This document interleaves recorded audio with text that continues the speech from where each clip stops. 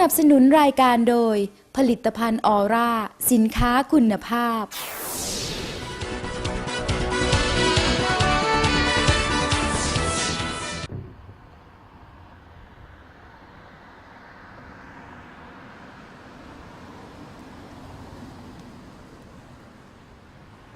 So because the snow and rain this year has been abnormally high, 150% of normal, the water is still flowing at a rate that makes it unsafe to get into the river.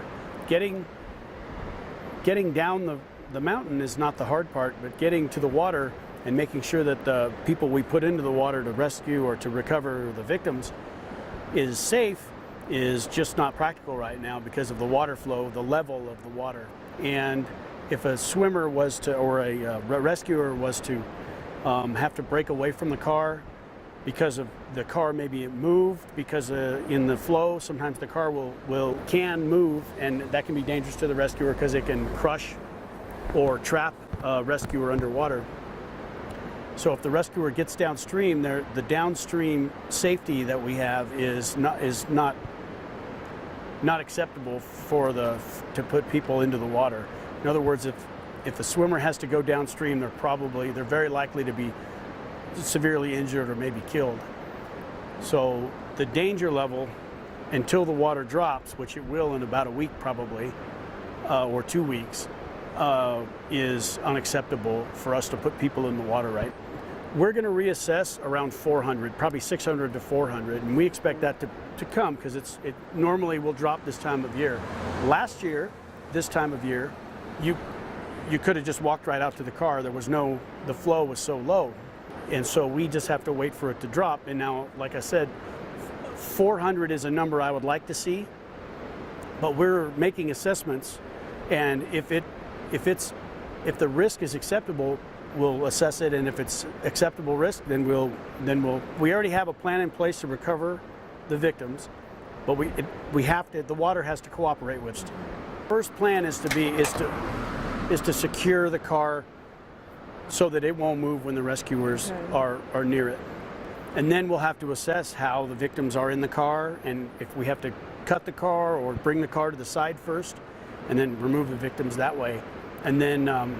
And then there's any number of options available to us, like the helicopter. We can use a helicopter to sling the victims up in the air and take them, to a vehicle or something and get them down the mountain. What we're doing today is we're just continuing our assessment and continuing to try to make our plans better. And the military is here at the request, the National Guard wanted to assess it as well. We're maintaining overall control of the scene. We're the incident commander, the sheriff's office is. Per se, we were looking for spots we could anchor off ropes and things like that and make systems that would allow us to get a swimmer out there safely, and also to rescue a swimmer if they would go into the water, and to get them out of the water before they got to the what I consider lethal rapids down the way. Because it's going to be a very intense, there's going to be a lot of numbers of people that we're going to need to do this safely, upwards of around 20 probably. Have you ever see this type of accident before? They fell down like that? Not here, but we have had other accidents where we've had to wait for water levels to recede. I've never seen an accident at this particular spot or anything like that, if that's what you mean, but we do a lot of water rescue of live people and also deceased people in water just like this. So we have a lot of experience in this type of water. That's why I'm confident in telling you it's too dangerous to get in the water right now. Okay. How cold is the water?